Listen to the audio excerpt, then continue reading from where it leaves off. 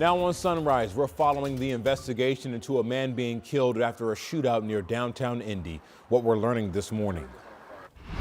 And today will be the transitional day from well above average temperatures to much cooler air settling in over the next few days. 73 today, the 50s are back tomorrow. We'll talk about the potential of frost moving in as well.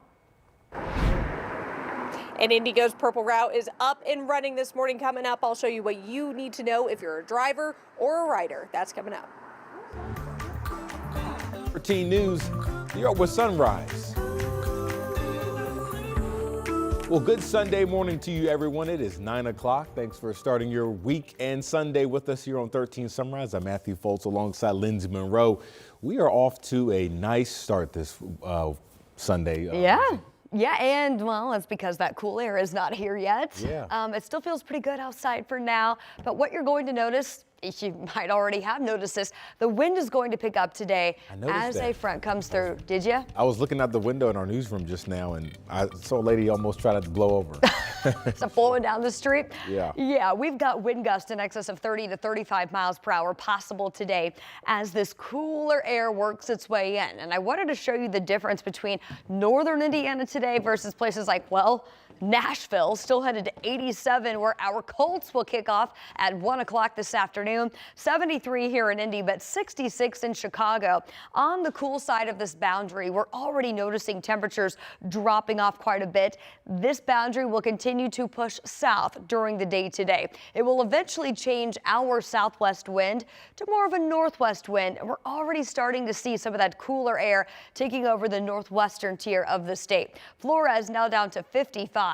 We've got 57 in Lafayette, and it's 57 in Frankfort right now, but 62 in Noblesville still, and we are still sitting on that mild side of this frontal system here in Indy at 64. Shelbyville is at 69, and it's 63 in Rushville. Southern Indiana on the warm side of this, so everybody's still in the 60s here. It's going to take a little bit more time to get that wind direction to change in southern Indiana. But with that being said, we are still starting a little bit more mild today, getting those numbers in the 60s only to recover to the low 70s. So that trend will be hindered as far as warming up later today. We are done with the 80s, 70s today. We'll talk about highs back in the 50s starting tomorrow. All right, we'll see you then, Lindsay. We want to get some breaking news right now out of the city's Near East Side. Metro Police is investigating after a person was seriously injured in a shooting. Police tell us the shooting happened earlier this morning on North Dearborn Street.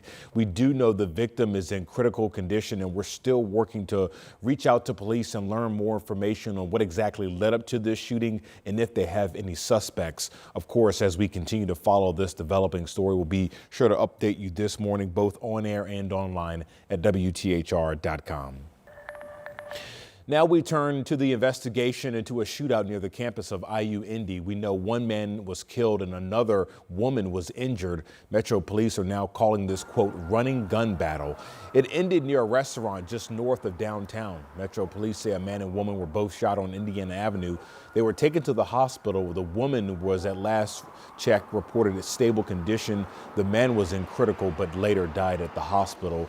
Now, when our crews first got to the scene, we saw crews cleaning up shattered glass. Homicide detectives in that area focused on the area near Papa John's, and the most significant damage that we saw was in front of the Taco Bell. Now, public police reports show that 2 guns were taken away from the scene, and right now it's still unclear just how many people were involved in this shooting. Of course, this is an ongoing investigation, so any new updates we get will pass along to you. All right, now Metro Police is investigating another deadly shooting, this time on the northwest side. Police officers were called to Scarlet Drive near 34th and Moeller just around 2:30 yesterday morning because of a loud party. Now, officers say when they got there, someone flagged them down saying that a man had been shot. Police say they found the man near a garage. He later died at the scene. Right now, Metro Police are asking anyone with information that can help solve this case to give Crime Stoppers a call. Again, that number is 317-262-TIPS. This morning, we're trying to learn more information on a hit-and-run crash that happened downtown, injuring 3 people yesterday afternoon. One of them we know is in critical condition. This happened near East Ohio Street and North College Avenue just after 4 yesterday. Medics took 3 adults to the hospital, and police say the vehicle that hit them drove off. And the crash happened just feet away from where dozens of shoppers and vendors were at the 6-way street market. And I heard the crash. It was like really loud. And the first instance, I thought that the booth got hit, and it was just a really scary situation. I just have family in EMS, so it's just all about staying calm and getting this, getting the situation solved and getting people out of the way. And if you can help identify the car or driver from that hit and run, police want to hear from you. Again, you can call Crime Stoppers 317-262-TIPS.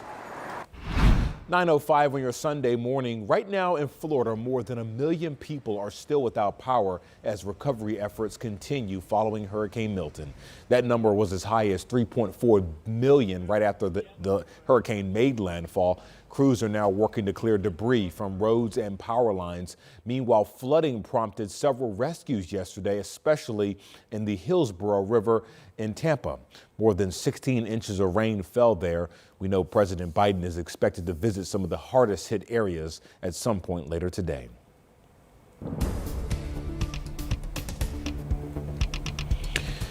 And while crews clean up in Florida, Hoosiers are opening their hearts to people in North Carolina that were impacted by Hurricane Helen. From the Red Cross to a couple who canceled their anniversary trip, all trying to help those who lost everything. Our Marina Silva shares their mission. Videos and pictures show the devastation that hit North Carolina during Hurricane Helen. Now, Hoosiers want to help. Kyle and Courtney McClintock were set to go to Nashville, Tennessee to celebrate their 2-year wedding anniversary. But instead, they went to Waynesville, North Carolina to help. Because I have skills fixing saws and sharpening, and I Googled who was fixing chainsaws in Asheville, North Carolina, and came across a group, WNC Repair Cafe. While Kyle was helping repair chainsaws, his wife Courtney was right beside him sharpening. I didn't do much because I don't know much about repair, but he had me sharpening the chainsaws. He set me up on the sharpener and showed me how to do it, and I sharpened them for him. The couple says where they are, they see a lot of damage. A lot of flood damage. A lot of debris washed everywhere, houses flooded, and people just trying to clean up. Other organizations like the American Red Cross have been in North Carolina helping out as well. Terry Stigdon volunteers with the Red Cross. She's been in North Carolina since the beginning of the month to help. We have people that have been here since the shelter opened. We have lots of people that have been able to start over and find their next step. So they've left the shelter, and we have new people coming in. She's a nurse, so she's also helping take care of people's health. But she says listening to the stories people have about their lives gives her hope. I don't have the words to express how amazing it is to interact with these people. If anything, it just reminds me of everything I have to be grateful for. Hoosiers opening their hearts to those who need it most. Reporting in Indianapolis, Marina Silva, 13 News. Well, time is now 9:08 back here in Indy. It's much long been awaited. Indigo's Purple Line is finally up and running this morning, and our Anna Chalker joins us live from one of the stops. Anna, we know you've been checking it out for a little bit. How's it going out there this morning? Hey, Matthew, good morning. It is a great morning out here. Let me tell you, we've seen so many people already on the bus. We've seen so many go through. We're about to see one here coming up in a couple of seconds. But to really talk about the excitement of this, we have Carrie Black with Indigo. How exciting is it that this day is finally here? It is so excited. I cannot tell you. At Indigo, we're like kids on Christmas morning as we watch our new Purple Line buses roll through for service. This route is within walking distance of more than 130 30,000 jobs and 60,000 people. So it's connecting people to work, to education, to healthcare, to opportunities. And so that's really what it's all about. And we know this is a second transit line. Can we kind of talk about what can riders expect as they're heading on today? Yeah, so Bus Rapid Transit and the Red Line, which it launched 5 years ago, and now the Purple Line, it's faster, it is more reliable, and it is safer. So you see the dedicated bus lanes, the red lanes, so that allows the bus to travel independently of traffic, safer for the bus and for motorists. And then you've got reliable transportation in that it is coming every 10 to 15 minutes on the Purple Line, and then where the purple and red lines run together every 5 to 7 minutes. And then these beautiful stations, they just provide an enhanced experience for the riders with the level boarding, real-time signage, and the off-board fare payment machine, so you pay before you get on the bus. Definitely great additions we like to see. Thanks so much. Hey, we'll be checking in with passengers and coming back up at 9:30. Definitely a big morning ahead as so many riders head on to the new Purple Line. All right, Anna Chalk reporting live for us. We'll check back on you soon. Well-awaited route. Meanwhile, speaking of driving and riders, you might want to start planning for a big traffic change this week. Part of I-65 is fully closing on the south side. Southbound lanes between West Street and Alabama Street will close on Tuesday for bridge and road repairs. That I-65 closure is expected to last 16 days, wrapping up on October 31st. And of course, we have the detours to help you get around it right now at our website at WTHR.com/SceneOn13.